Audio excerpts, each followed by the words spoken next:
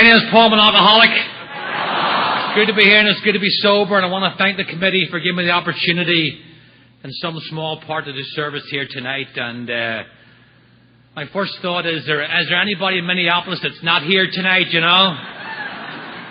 You go downtown, there's like one guy walking around going, where the hell is everybody, you know? And if he's alcoholic, he'd be like, oh, they're all at the party and nobody invited me, you know? I didn't want to go anyway, you know? I just got a little spiritual postcard here from Bob. The speakers have been wonderful so far. Don't screw it up. Thank you, Bob. That vote of no confidence. And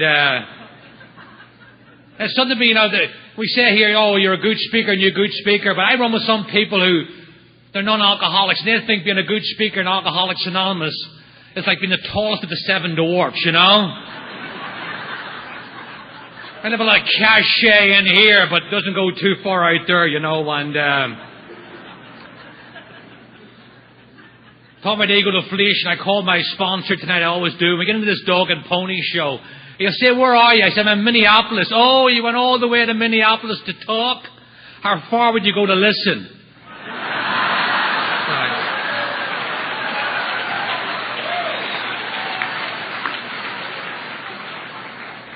St. Paul, you know.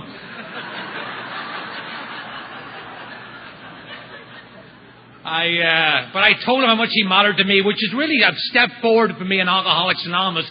Before I came to AA, I was like the Irishman who loved his wife so much he almost told her, you know.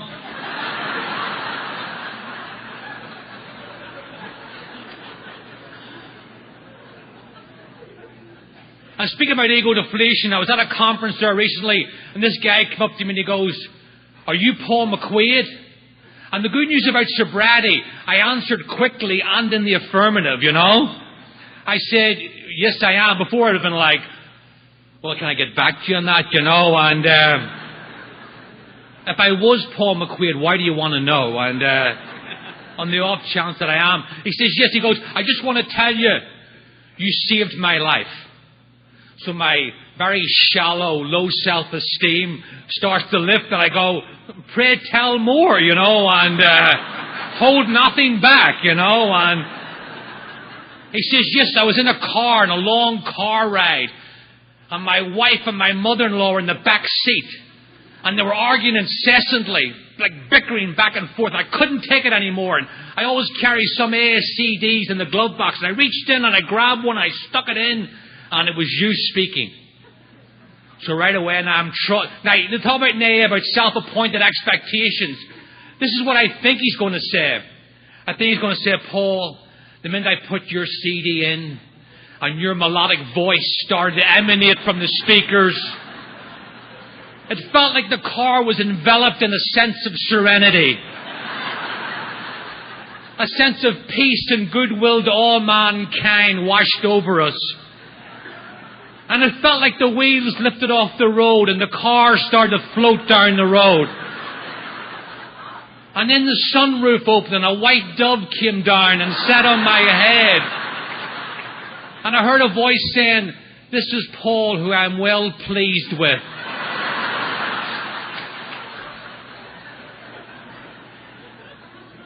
But what he did say, he said, "I put your CD in, and after about 5 minutes, I turned round, and my wife and mother-in-law were fast asleep in the back of the car."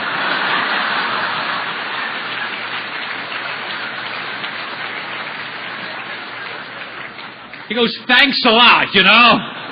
I'm like, "Don't mention it." So just a shout out to the tapers here tonight. If you have trouble moving this CD, which you probably will, even though I pre-ordered 200 just to take the bad look off it, you know. May I suggest you send out an email blast to some of the local sleep disorder centres, you know.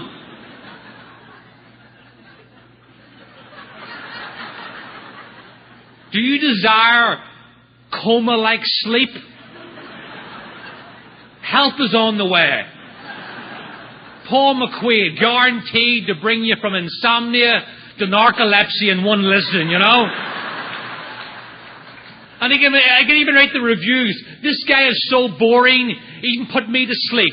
Signed the Sandman, you know. I was just scratching the surface till I heard this guy. Signed Rip Van Winkle, you know. Anyway, I'd like to tell you a little bit of how it was and what happened to Harners today. And as I move into the second or third hour of this talk that I'm going to give tonight, I should be able to cover. I just seen the blood draining a newcomer's face over here. I know this may come as a shock to some people, but I'm not from the neighbourhood originally. It's about 25 years now since I left my native Cuba. And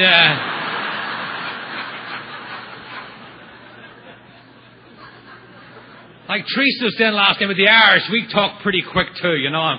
I'm really starting to feel for these guys. This guy'd be sitting later on with his hands in 2 buckets of ice, you know. I went there to do service and now I got carpal tunnel syndrome. Thanks a lot, you know. But,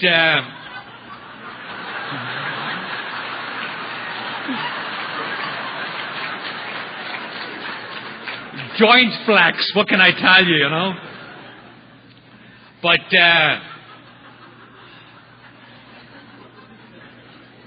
it's an honour. I'll tell you a little bit, you know, I'm from Northern Ireland. I grew up just outside of Belfast, and the sort of neighbourhood I came from, if you didn't drink, you moved. You know, everybody drank. You know, I didn't know anybody that didn't drink. And I just want to welcome you here at Alcoholics Anonymous tonight. If you're new here tonight, there was some people that were new. I want to welcome you to the greatest singular event in my life. I want to tell you what was told to me and what's true in my life, that this is the last thing I tried and the first thing that ever worked. I tried many ways of stopping drinking, but I couldn't stay stopped because I was shackled to self. They talk about insanity for an alcoholic. Oh, you see somebody dancing in the bar. That's not insanity. I bartended for years. That's just irrational behaviour. Irrational drunken behaviour. If you want to see real insanity in my life, send me out there with no drink and no program. But use people here tonight, and we need these newcomers. Alcoholics Anonymous is like a backwater pond. It needs fresh water. If it doesn't get fresh water, it becomes stagnant. And nothing grows in stagnant water. I die, you die, we all die. What's the point? And I think about what these 2 men have done here behind me. Bill Wilson and Dr. Bob. We can trace this moment in time back to that moment in time. When Bill Wilson didn't, you know, I don't know where it became in vogue that the newcomer has to call the person with sobriety. Bill Wilson went looking for Dr. Bob because he realized, if I can help another alcoholic, I may stay sober myself. The turning point in all our lives. And in that seminal spiritual moment, when Bill Wilson, with 6 months sobriety, went looking for Dr. Bob. And the thing about it was, Dr. Bob was an educated guy, and he'd been talked to, talked at, preached over. But this was different. This was somebody talking his language. And the incredible thing that's almost missed, and I missed it myself, when Bill Wilson went talking to Dr. Bob, he didn't say to Dr. Bob, I got 6 months and you should do this and this and this. He said, I got 6 months and this is what I did. And that's what Alcoholics Anonymous is. It's pure pragmatism. We keep what worked and we got rid of what didn't work. You talk about laboratory tested. People died drunk till they got this thing right. Because there's not a whole lot of options for alcoholics of our variety. There's jails, institutions, and death. And once you've been to the first few a few times, the third one starts to look like a good option. But there's a fourth option on the table, and it's a pretty good one. It's called sobriety, courtesy of Alcoholics Anonymous, where people like us can come in here on the worst night of our lives. And it is not the grace of God when you walk in here on the one night you need to drink the most, and you're given the grace not to drink. And it's so much more than grace, because it's mercy. What is mercy? Real mercy is entering into someone else's chaos. And that's what Alcoholics Anonymous did in my life. When everybody was going that way, AA came this way. And we do together what I can't do alone. As I said, this is the last thing I tried and the first thing ever worked. And we're here today on our sobriety. I was just watching the the Bill Wilson interview upstairs before I came down. And I'd heard this before, but he talked about that vision that he had in Towns Hospital. This chain like one alcoholic helping another alcoholic. One ahead and one behind. And that's what I ask in my 10th step. How strong is my link in the chain? Is it strong to the people that went ahead of me? And more importantly, is it strong to the people coming behind me? If someone comes up to me tonight and says, Paul, can I go to that place? Can I comprehend the word and know serenity? Can I know peace? Absolutely. Walk this journey with us. Because we trudge this road together. We're not sitting in some bar drunk tonight trying to figure out what's it all about, you know. You know those 3 o'clock in the morning conversations? Am I here? Are you here? Is this all really here, you know?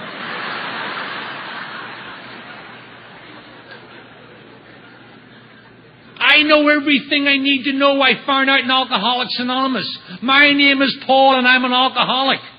That tells me who I am, what I am, where I am, and most importantly, what I need to be doing. And if I know that, everything's all right.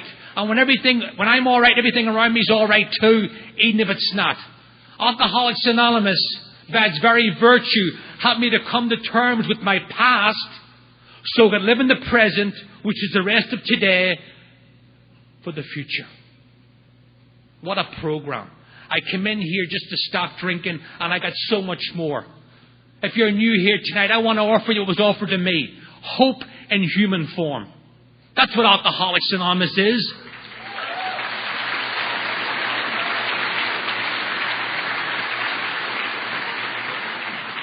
Would rather see a sermon than hear one. People get people sober. God works through people, and the spiritual conduit that He's using here is the fellowship of Alcoholics Anonymous. If I'm doing AA alone, I ain't doing AA. I'm doing something, but it ain't AA. I need you. And that's what Bill Wilson and Dr. Bob that time, when they first met each other. And I'm sure, I don't know if the words were actually said, but it was a shot heard around a drunken world. Because what Bill Wilson was saying to Dr. Bob, he said, I need you and you need me. Because I am you and you are me. And like my good friend Liz B always says, without you, there is no me. Alcoholics Anonymous, this collective thing, we come in here, and the thing about it is we come in here, we've seen it from 50 years right down to one day, and we come in here, and it says in one of our books that Alcoholics Anonymous is one of those places where the whole is greater than the sum of the parts. One day, a month, a year, 10 years, and we come in here, and we throw it all in the middle. And energy, spiritual energy is like electricity. It flows from positive to negative, not the other way around. And we lift each other up by the very virtue of our sobriety. And we all have worth and value here tonight, whether you got 50 years or one day. Because you know what? We're dealing in God's economy here. And in God's economy, everybody has worth and value. And the coin of the realm, and the spiritual currency that we use, is experience, strength, and hope. How we drank, how we got sober, and our hope for the new person. What a concept. What a program. I often tell a story about how Alcoholics Anonymous got started in Ireland. And if there's ever a country that needed Alcoholics Anonymous, believe me, it was Ireland. Even to this day, I was just over there last week, and it's still coming along like... Hey, in Ireland, you don't get too many sightseers, you know what I'm saying, you know. You don't have to ask who the newcomers are, you know who they are. They're usually sitting in the back row with a black eye and a busted lip from being in a street fight. And that's just the women, the guys look even worse, you know.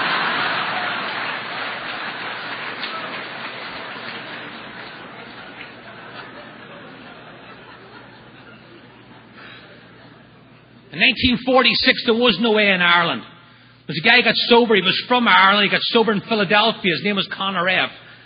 I'm sharing this story to tell you the power of one alcoholic working with another. When all else fails, send in AA. Because I guarantee you tonight, there's somebody drinking them say, I don't have to knock on too many doors tonight. I've never been in this town before in my life, but if I leave this auditorium now, I wouldn't have to knock on too many doors, and I'll find somebody drinking themselves to death right now, totally oblivious to what's going on in Alcoholics Anonymous.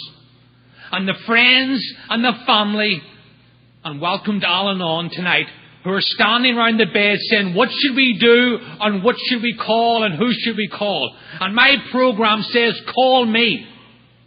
I mightn't get chosen, but I got to be willing to go.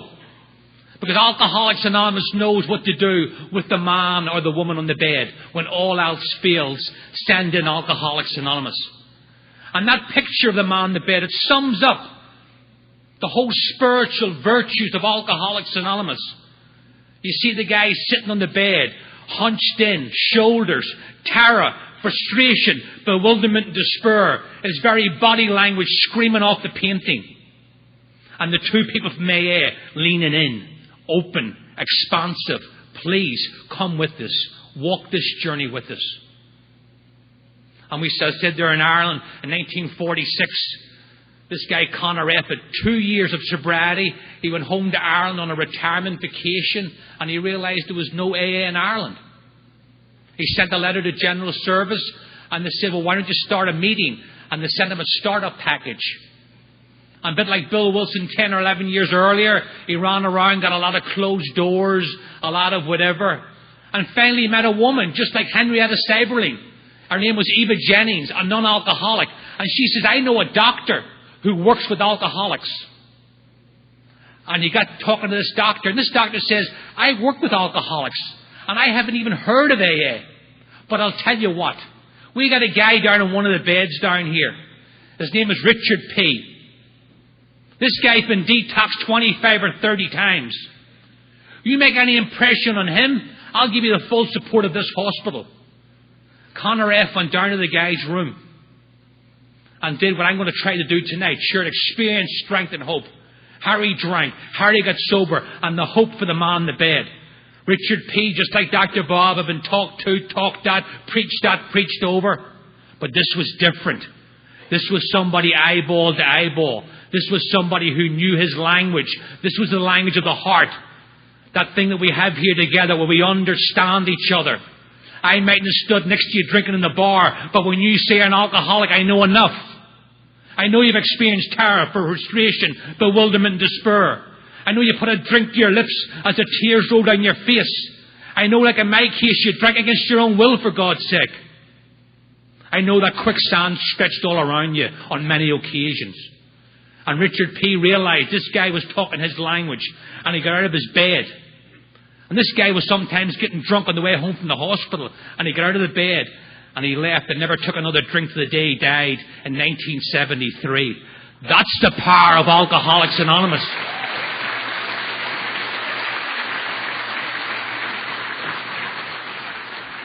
And those two men started the first meeting in Dublin. And they got out about 45 members in the first summer. And check this out. The first summer, 85% of the home group, the first group, got drunk. Could you imagine 85% of your home group getting drunk? But they hung in there and they hunkered down. Some came back, some didn't. And AA is alive and well now in Ireland. I have a special place in my heart.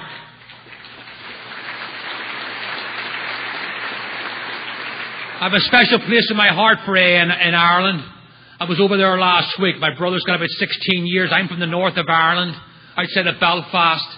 And it warms my heart to see what happens in AA in Northern Ireland. They talk about people who normally don't mix. How about people who never mix?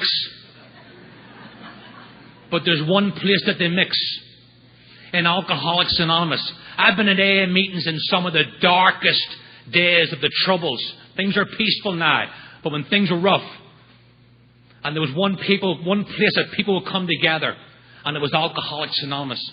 I remember I was home on vacation one time, and I got asked to speak at a meeting, and things were bad. I mean, really bad. And we drove into Belfast, and there were burning buses and barricades, and we drove across from West Belfast to East Belfast. I'm a Catholic in the Protestant area. We drove across what's called the Peace Line, and I've been living in America for a long time, and I got 3 other guys in the car, and you could have cut the atmosphere with a knife, But I love AA humour. this one guy says, just think of it, Paul. The last time a Catholic was in this part of Belfast after dark, he was in the trunk of the car, you know?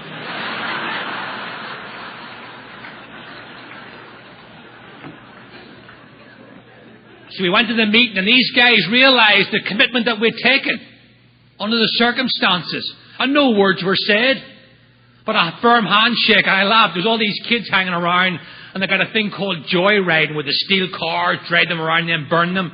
And the guy says to the kids, hey kids, don't touch that car. These guys are friends of ours. And we went into the meeting. And we left everything outside the door. And I sat in a meeting with people that I was probably diametrically opposed to on every issue, except one, our alcoholism. And that one issue that was more united us that night than ever divided us. I'm not going to tell you we left the meeting and went skipping down the road singing Kumbaya. But I felt good knowing they were sober in the world. And I think they felt good knowing that we were sober in the world. This is a special place we have here. The magnificent reality of Alcoholics Anonymous. I'll be honest with you. I never took sobriety for granted, but I took AA for granted. Yeah, there's a meeting down there. It's there 3 nights a week. You should be happy that I'm going. And then you hang around here and you learn the history. And you learn what's going on here. And you realize the times in AA's early history that our very lives hung by a thread. And a left turn here or right turn there. And who knows where we would be. Because I believe of all, what is a miracle? I know we throw the word miracle around a lot in AA, you know.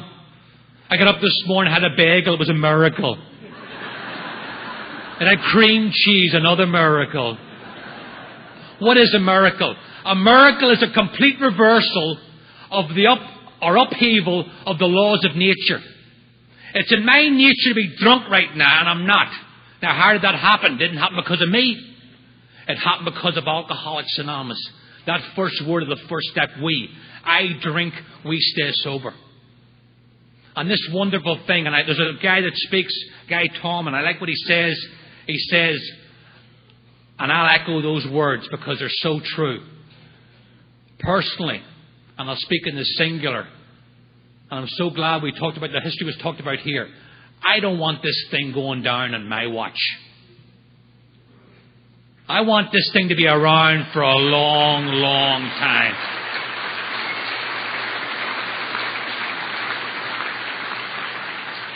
As it says in one of our books, since man first crushed grapes, there's been people like us. Couldn't fit in, took drink, couldn't fit in, ran at life with drink, ran away from life with drink. We were society's first outcasts. Nobody knew what to do with us until Alcoholics Anonymous came along. And Bill Wilson went to Dr. Bob. Because you see, I need you and you need me. Because when you talk about you, I find out about me. And the great news of Alcoholics Anonymous is we are not alone anymore.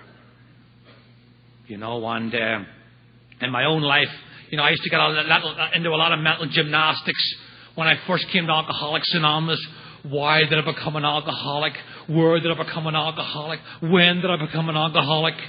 You know the old alcoholic conundrum, what came first, the chicken or the keg, you know? A few alcoholics got drunk trying to figure that one out, you know? I mean, I believe if you sit down, you could probably figure out why you took the first drink.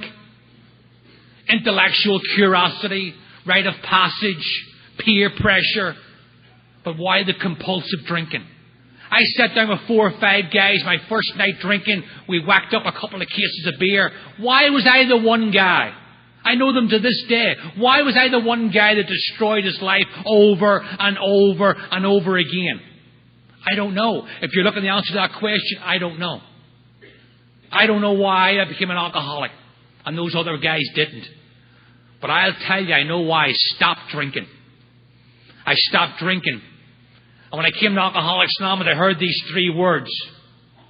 Pitiful, incomprehensible, demoralization. There's not a person in this room who drank alcoholically that doesn't know what those words mean. And they mean different to everybody. I didn't have to ask for a thesaurus. Could you explain that again? I'm not really getting it. Pitiful income. For me, it was sitting in an apartment in Rockaway Beach, 3,000 miles from my family. Burnt every bridge on numerous occasions. Quicksand, as Bill Wilson says, stretched all around me. If another man had done to me what drink did to me, I'd have killed him with my bare hands. And it's something, when you're sitting, as I was at 30 years of age, and everything's gone, and everybody's gone, and you realise, like I realised, you know what? I backed the wrong horse. Because for a long time, alcohol did for me what I couldn't do for myself. Alcohol worked. It worked like a charm for many years. For whatever reason, I don't know, and I don't care anymore. I had a hole in my soul. And I tried to fill it with booze, and people, and places, and things. Always looking for an outside fix for an inside job. And I'd have some symbolic victories along the way, but nothing of any permanence. And I drink on and I drink on. And good people, if the love of family and friends could get me sober, I would have been sober a long time ago. But it's not. The only thing that worked was another alcoholic. And I drank on, and I grew up in Northern Ireland at the height of the Troubles. I had a big chip on my shoulder. Working class Catholic on the wrong side of the tracks. Big chip on my shoulder. In fact, I came to A and a guy said to me, "You know something, Paul? You're a well-balanced guy." And I thought to myself, finally, somebody that knows what's going on around here, you know? He said, "Yeah, you got a chip on both shoulders, you know?" I hated everything. I hated everybody. Could always find the needle in the haystack and sit right on top of it, you know? So I'm blaming Northern Ireland because my life isn't coming together. I'm the sort of an alcoholic, I'll just give you a quick, when I started drinking, I'm the sort of a guy, I was getting my stomach pumped out at 14 and 15 years of age. I'm the sort of guy you might find in your front garden tomorrow morning, 18, 19 years of age. Good family, good principles, and I drank on and drank on and drank on. By the time I'm 22, 23, my life's falling apart, but I don't want to look in. I'm into the blame game. I'm a finger pointer. I want to look out. So I come home and I'm blaming Northern Ireland. I said to my father, I come home one night, alcoholics were such grandstanders, you know. I come home and I said to my father, "Sit down. I got some bad news for you."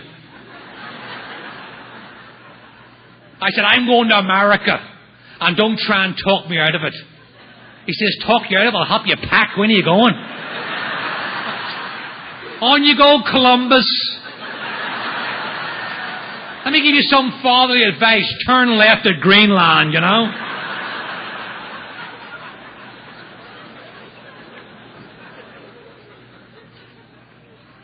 I have to only around the flag you're an alcoholic. Aer Lingus, Ireland's national airline. The plane's still going down the runway, and already the cabin crew serving drinks. The plane's at like a 45-degree angle, and the cabin crew are like Sherpas pushing these drinks carts to the... And everybody's ringing their bell looking booze. Bing, bing, bing, bing, bing, bing, bing, bing, bing, bing, bing. You think you're in a pinball machine rather than an airplane, you know? And I washed up in this neighborhood called Rockaway Beach, New York. Now, it's amazing how alcoholics, we got that built-in GPS system. You could have blindfolded me and put me in a sack. I'm going to find a neighborhood that drinks as much, if not more than the one I just left. And you talk to old-timers in Rockaway Beach. It's a big Irish-American neighborhood. And they go, "Oh, Rockaway Beach, the Irish Riviera." It should have been called Cirrhosis by the Sea. They had more alcoholics per square foot. And to make matters worse, I got a job as a bartender. Now, I'm using the word bar here in the loosest possible context. It was a sort of a bar you got thrown into rather than out of, you know? This bar had it all. Alcoholics, drug addicts, degenerate gamblers. And that was just the staff. That wasn't even the customers, you know? I'll give you a mental picture and then I'll move on. If you want to see a full set of teeth in this bar, you needed 32 customers. You know what I'm saying? So, male and female. Every now and again, like a glamour girl with like 3 teeth would stumble into the place. Upset the whole ecosystem, you know. Hey, baby, where have you been, you know?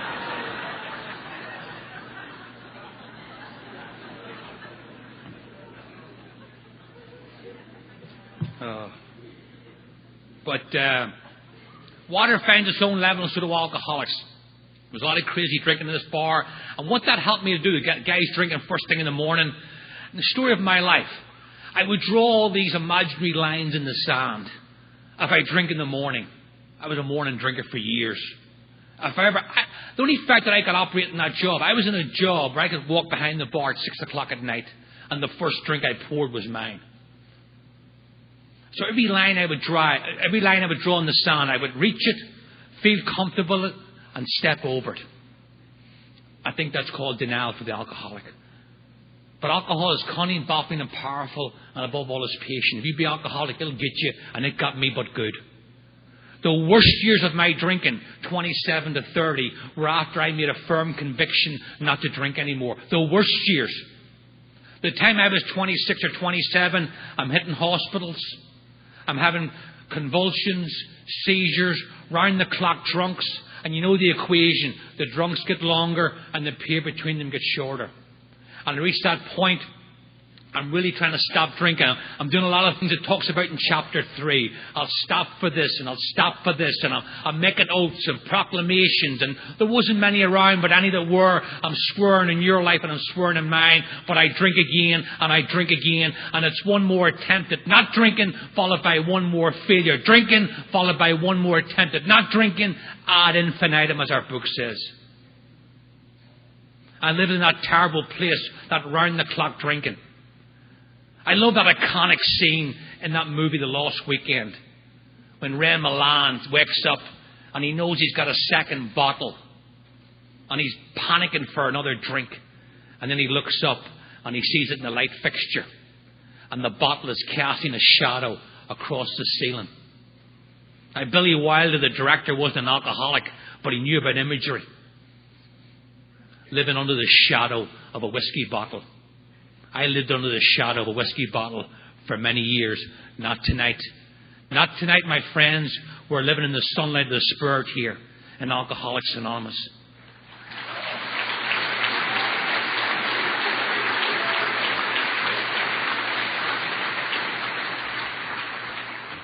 And I'm sitting there, drinking around the clock against my own will, shackled to self by the very biochemistry of this disease. I used to have seizures coming off drink. Now I'm having them while I'm drinking. I'll give you a little vignette. I tried to stop drinking by myself. Not drinking's terrible. Believe me, if you're new here tonight, there's a difference between giving up and letting go. Not drinking, the minutes feel like hours and the hours feel like days. I feel like I'm sitting in a cell like the Count of Monte Cristo, marking them off on the wall. I'm free today because of Alcoholics Anonymous. I'm as free as any time I've ever been in my life.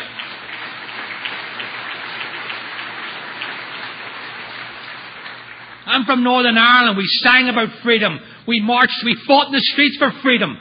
I wouldn't have known freedom if it jumped up beside me. I'm free tonight. I'm as free tonight as I've ever been in my life. I'm free from the one guy I could never get free from, which is me. I'm living in the one place I never lived, which is right here, right now. Every time I was going to have a nervous breakdown in AA, it was half an hour from now. It never actually happened, you know. I was a fearful person, and a fearful person will always find something to be afraid of. There's a bogeyman behind every tree. And I'm sitting there in that apartment, and I'll give you one vignette. I'm trying to come off drink. I used to come off these drunks, and I'd sit there, and I'd say to myself, okay, Paul, let's try and look at this with some degree of why am I doing this? And here's the best that I could come up with before I came to AA. Lack of willpower. If I had more willpower, I could have half a dozen drinks and go home. Like that guy. Lack of discipline. I was always a rebel buck in the system. And then my ace in the hole was punishment from God. He's had in for me from day one. I got to AA and I found out none of those reasons are true. I drink alcoholically because for a long period of my life, alcohol was a suitable treatment for alcoholism. But you know what? It stops working. And I end up at the jumping off place. I've been the jumping off place twice in my life. Once with drink and once without drink and no program. Different type of pain, but pain nonetheless. So I'll just give you a little vignette. I'm in this bar of what alcoholism is. I found it the hard way. If you're new here tonight, a drinking problem is solved by not drinking. Our book talks about it. The heavy drinker, a medical reason, a romantic reason, and they stop or moderate, no problem. I know some heavy drinkers. They can do that, not us. The evidence is stacked to the ceiling that I shouldn't be drinking. And what is insanity? Bill Wilson says, insanity for an alcoholic is not the drinking. It's the rationalization of the first drink while physically sober. I walked in the bar stone cold, physically sober, and told myself it's okay to drink again when it wasn't. And that's the insanity that they're talking about in here. And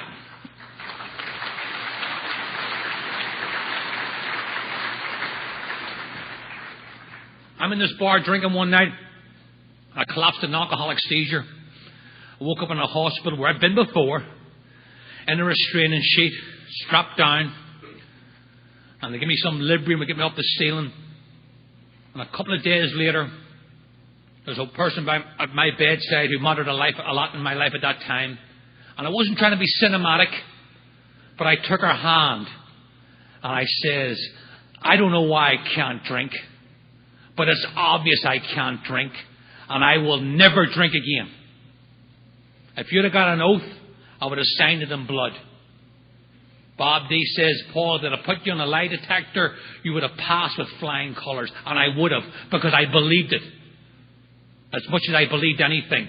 But you see, here's the problem. And if you're new here tonight, this is the problem. Before I came to Alcoholics Anonymous, I had nothing between me and the first drink. A thought will become an obsession will become a reality, and once the clock starts ticking on that sequence of events, I have no way of myself of stopping the clock. Up in this moment in time, I have never beaten an obsession to drink. And I've got into the ring many times. It's like getting into the ring with a heavyweight champion.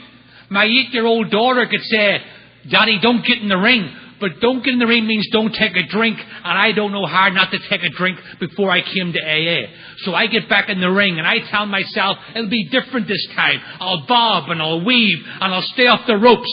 But the result is always the same. Sooner or later, maybe not today, maybe not tomorrow, but I'm lying flat on my back, looking up at the lights, saying, how did this happen again? And it's the epitaph of the alcoholic. This time it will be different.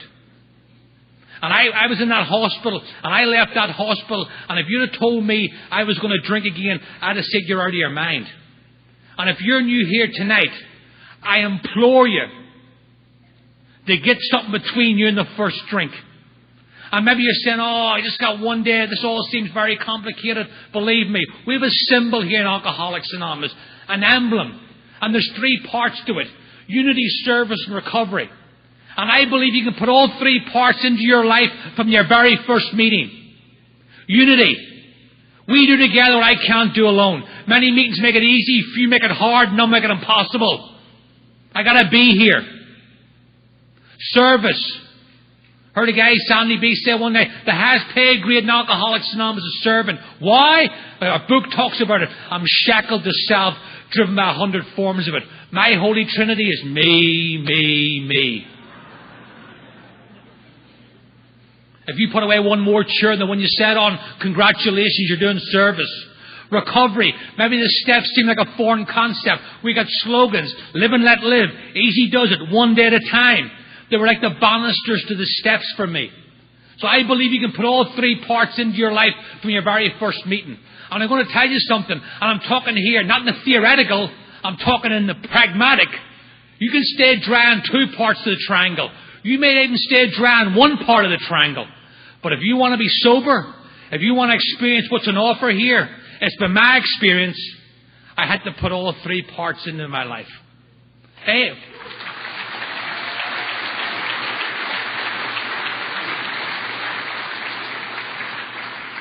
Alcoholics Anonymous is not for people that need it. It's not even for people that want it. It's for people that do it. It's a doing program. It's in the doing. And it's in doing things that you don't even believe in. I thought I had to intellectually sign off and everything. Oh, let me see these steps. Okay. Oh, they make sense. Okay, I'll do that one. Maybe I'll do this one. Nonsense. Complete nonsense. And the grace of God in AA is, you can go through that program merrily with your sponsor, or you can go through kicking and screaming. But it's in the grace of God, the result at the end is the same. A spiritual awakening as a result of these steps.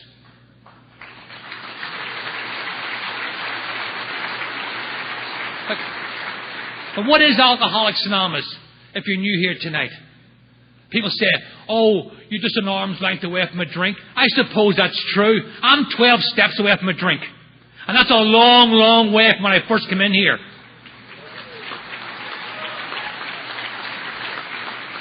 But they're not 12 steps up to anything. They're 12 steps down to a sense of humility. I've seen people drink again, Alcoholics Anonymous, I thought would never drink again. And that tells me it's a daily reprieve based upon my spiritual condition. And what this program allowed me to do was to go from a place of powerlessness. What is it? I'm powerless over alcohol. I got a body that won't let me drink and a mind that won't let me stop. My life's unmanageable, drunk or sober, when I'm running it, and I like to run it a lot. This program allowed me to go from a place of powerlessness, not to a place where of power, but where of access to power. 24/7, an unlimited supply. Because my problem, believe me, I'm in Alcoholics Anonymous because this program helps me do what I couldn't do drunk or sober, and that's live out there in God's world 24 hours a day under His conditions rather than my demands. There's days of spiritual warfare out there, and I better have something between me and the first drink. And don't get me wrong, I don't do this program perfectly. I stay away from the water walkers in AA. They never had a bad day in Sobriety Brigade. That's not been my experience. Alcoholics Anonymous for me is a reality check on how life is going today. This is where the rubber meets the road. And there's days I'm sober and there's days I don't drink. But I stayed around here long enough to figure out the difference and know what I have to do. So I encourage you. I'm going to tell you something. If you're new here tonight, you hear people say, oh, I came to AA and I got my life back. I don't want my life back. It sucked.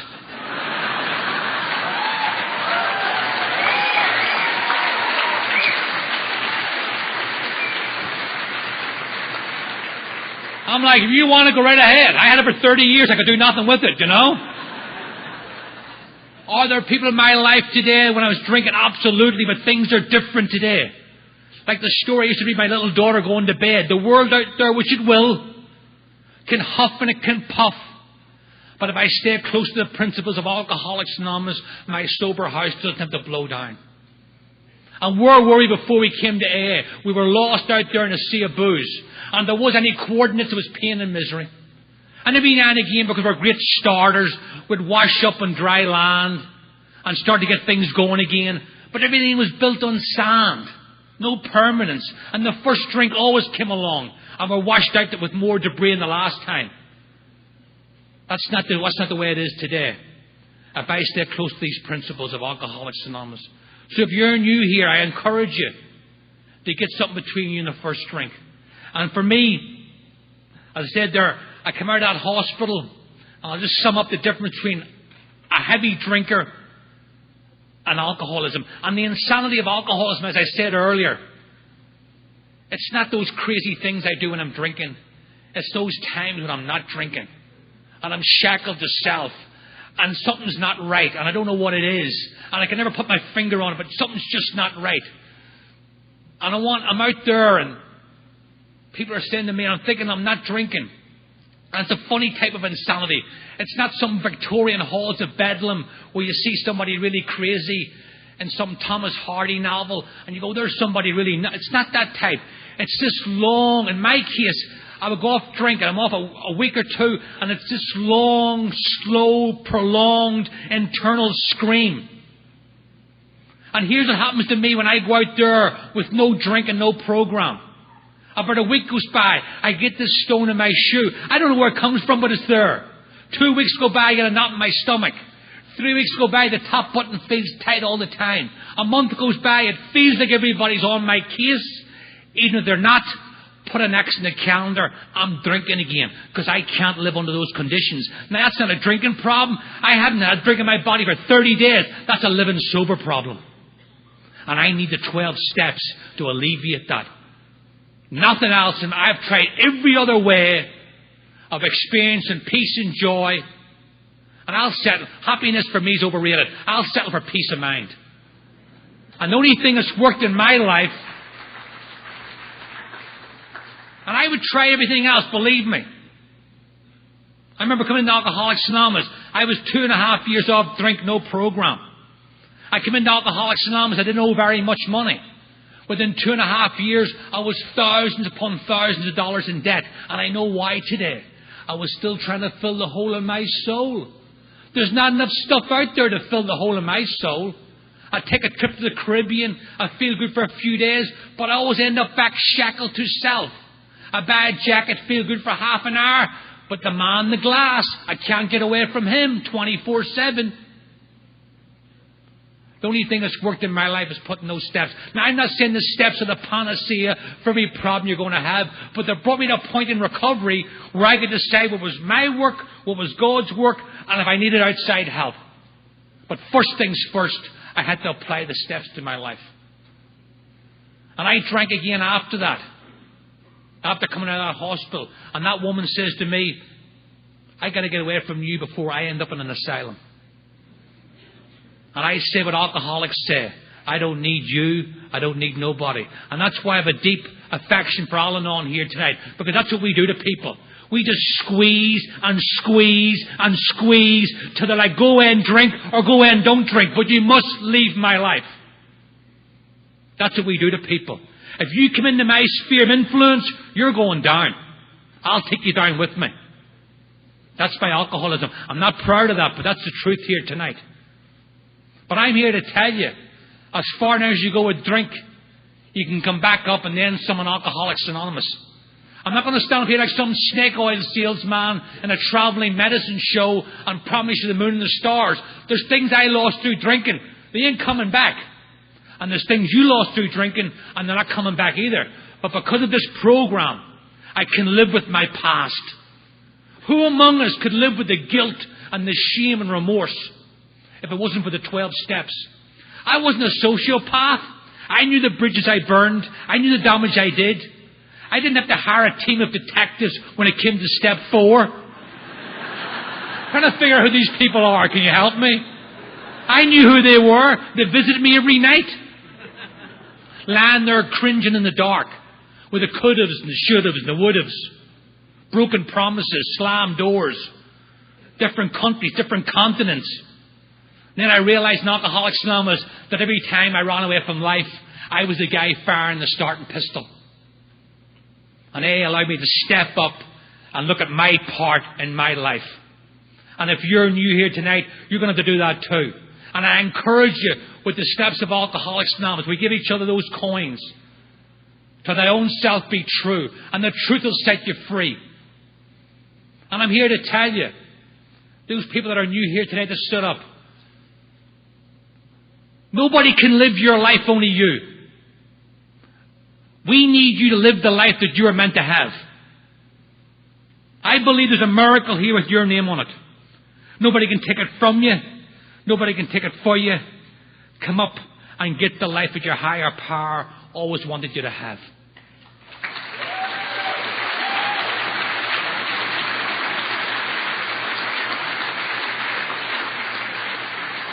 And we do that as drinking alcoholics or alcoholics with untreated alcoholism. We're living incognito in our own lives. Nobody can live your life. You were given this special talents, special gifts. They're yours. You've been drowning them for years in drink. Step up and get that life and live that life that you're meant to live. Because nobody else can live that life, only you. And we're here together and we need you on this journey. We're in this lifeboat together. We are survivors from the sinking ship. People who normally don't mix. And do we sail off into the sunset, patting each other back? No. we circle looking for more survivors, and we help them into the boat. And it's none of my business who's sitting next to me, but I better be willing to put my hand out and help them. For that I am responsible.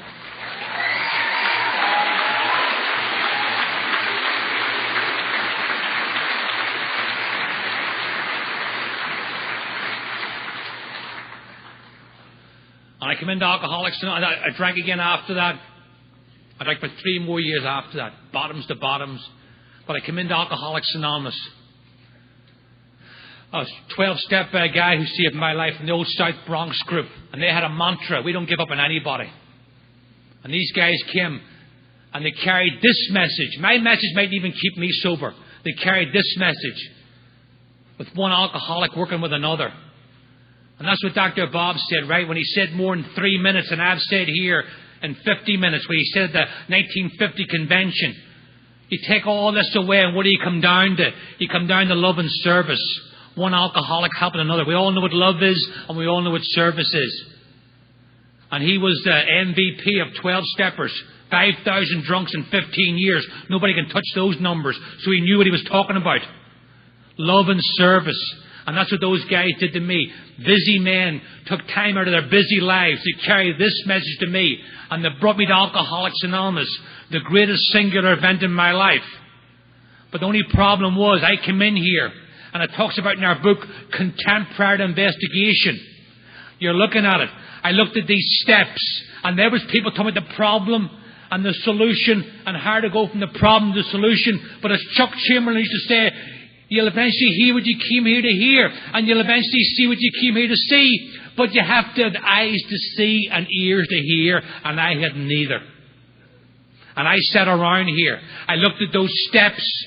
I thought they were very touchy, very feely, very warm and fuzzy.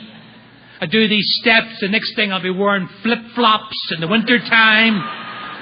I'll have like wind chimes hanging up around the house, you know. Joining Oprah's book club, where does it all end, you know? I'm like Irish, stoic, stuff everything, don't tell nobody nothing, have another drink and you'll be alright. That was my code of conduct. It might have flew in the bar, but it wasn't flying too far in here. I was sitting in the rooms of Alcoholics Anonymous, rotten with barroom mentality. Crazy or off drink. That woman that I talked about, we got into an argument one night, and I drew back and I put my hand right through the sheetrock wall. And she looked at me and she says, you're crazier off drink than you were on it. And you know what? She was right. I never punched a hole in the wall drinking. And here I'm punching a hole in the wall 2.5 years off drink. No program. In here in the first half of the first step. I believe this. We don't do the steps because they're nice. We do them because they're necessary for recovery. If I want to get physically and mentally and spiritually and emotionally rehabilitated, I must work this program. I know of no other way. And I fought this program. And I looked at this program and the steps. I looked at it from a basically 2-dimensional. Just words on the page. I didn't realize that they're not even 3-dimensional.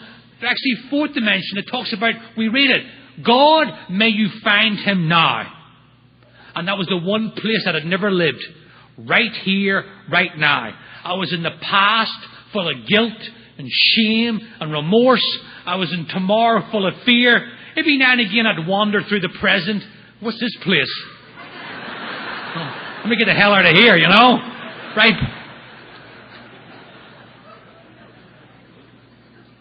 And you can fool them at 7:30 at night, the coffee pot, I've done it. How's it going, Paul? It's going great. Smiling from the teeth out. But at 2:30 in the morning, with the could-haves and the should-haves and the would-haves and another sleepless night, 2.5 years off drink, you ain't fooling anybody. And a guy, you know, you hear people say, oh, watch him, he's a 12-step inspector. I'm glad for the 12-step inspectors. Because this guy came up to me in a meeting one night and he says, Paul, you got a minute? And I was keeping him by arm's length, bit of humour, deflecting everything. He says, Paul, you got a minute? You're dying. And you're dying in AA. And the sad news is the help's on the wall. You're like a starving man at a spiritual banquet. There's all this food on offer, and you're living on bread and water. He had my number. And against my better judgment, which is most things that have helped me in AA. In fact, everything that's helped me in AA has been against my better judgment.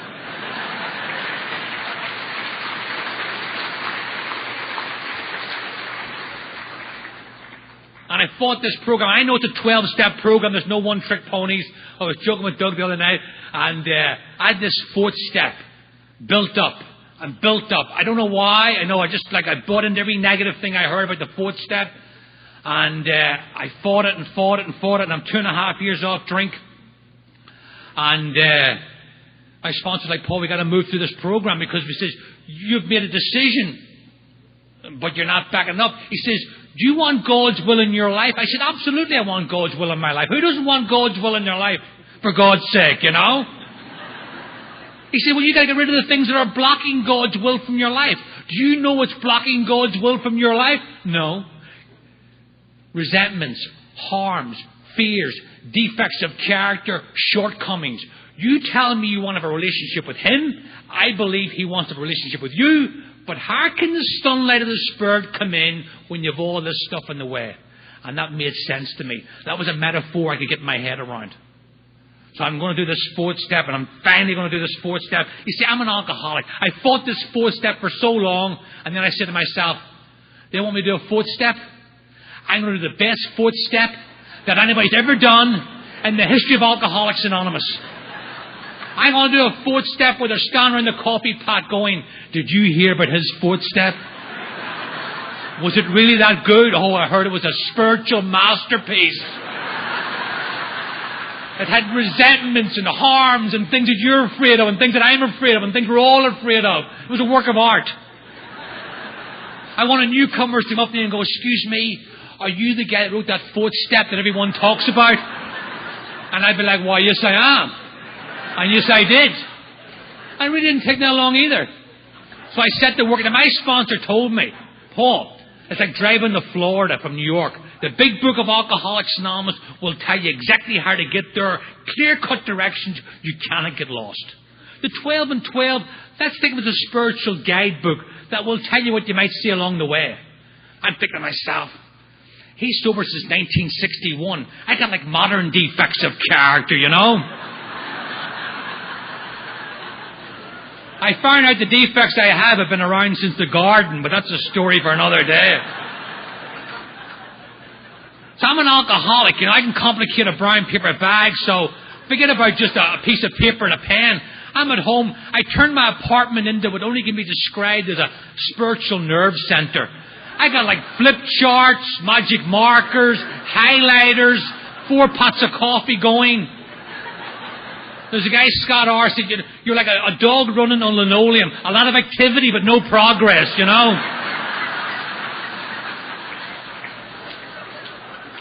I lived in an apartment. I got the phone off the hook, and my sponsor's shouting up at the window, hey, how's that 4th step coming?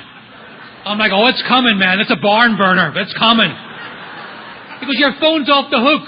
How am I going to know when it's finished? Will there be like a puff of white smoke like when you elect a new pope? Oh, look, the 4th step has been completed.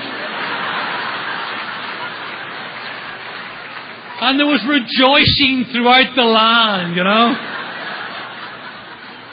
I'm sitting in the apartment, and I lived overlooking the Atlantic Ocean and Rockaway Beach. I have another moment of clarity. I says, why am I sitting in the apartment? I should be down the boardwalk, looking at that special place where the sea meets the sky and drawing inspiration from that.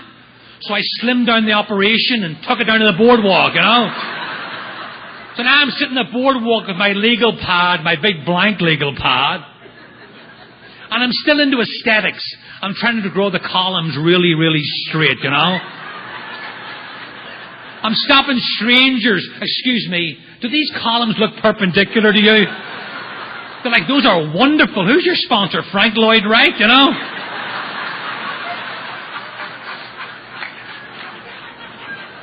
And my sponsor catches it. He goes, what do you like? You think you're Charles Dickens? It was the best of times. It was the worst of times, you know? There's no one-trick ponies. But I'll tell you what those steps did for me. As you move through them, it's then and only then that I was able... You know when my life took on new meaning? You know when my life took on new meaning and started to mean something? It's when I went through the program and I turned round and took another man through the steps. That's when great events came to pass in my life.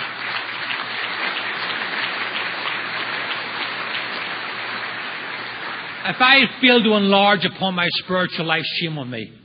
I'm going to say something here, and it's a bit off the topic, but I believe somewhere, someday, I'm going to be asked one question. What did you do with the gift that was given to you?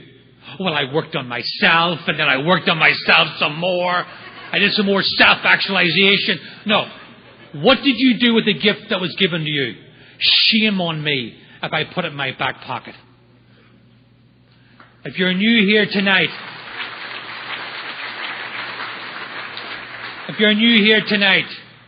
you come to get, but you stay to give.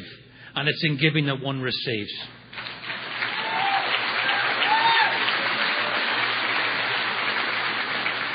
And I had all these ideas. When I first got sober, I remember saying to my sponsor, I think I'm going to go down to India and help Mother Teresa out, He said, no. You're going to go to the meeting and you're going to put your hand out for the still sick and stubborn alcoholic. And I'm here to tell you, as I said, I come into Alcoholics Anonymous, just wrap this up, 30 years of age. Didn't even have a high school diploma. Was a bartender. I bartended the last 5 years drinking. I bartended the first 12 years in AA. I was able to take on long-term goals and chip away at them one day at a time. My sponsor said, why don't you go back to school? Or in your case, why don't you go to school? I said, how can I do that? He goes, how do we do things around here, Paul? One day at a time. I took a class, I took another class, I got a degree, a second degree, 2 graduate degrees. I work with special education children, and it's the greatest joy in my life.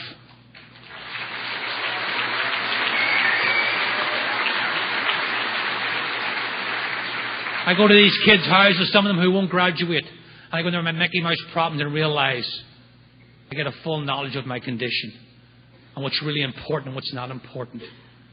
I come into Alcoholics Anonymous and, I wanted to be these things, a father and a husband and a good worker, but I couldn't. But my sponsor says I was an active alcoholic. You're not an active alcoholic anymore. You can take on those long-term goals and you can show up for them one day at a time. And one of the great joys, I was 41, 42 years of age, and I was blessed with a daughter who's the greatest joy in my life, who I love more than I love life itself. But I know today, if I take one drink, I'll push her to the one side for the second drink. And I know that today. I know the truth about me and alcohol today. I almost drank myself to death in a lie. And I'm free tonight. Even on a plane in New York and come here. Before I came to Alcoholics Anonymous, booze was a common denominator in my life. Every decision I made was divided through drink at least once. I don't care if it's going to here to the wall. Enough booze to get me there, enough when I get there, enough to get me back. And when you live your life on those parameters, your life gets smaller and smaller and smaller with less people in it. But the minute I come into AA, it's the opposite. More and more people come into my life. I love Alcoholics Anonymous, and as I said there, I came in here. I'm so glad I didn't have a clipboard at my first meeting, because I would have checked the box for not drinking. I would have been happy with that. And I would have shortchanged myself so much. Because alcohol is only mentioned the first half of the first step. I got so much more besides, because I got me back, I got you back, and I got him back. And it lost a whole lot. And I would like to end tonight on a few words of a place of my birth. I know them, but I'm always afraid I'm going to freeze. May the road rise to meet you. May the wind be always at your back. May the sun shine warm upon your face. The rains fall soft upon your fields. And until we meet again, may God hold you in the palm of his hand. Thank you so much, guys.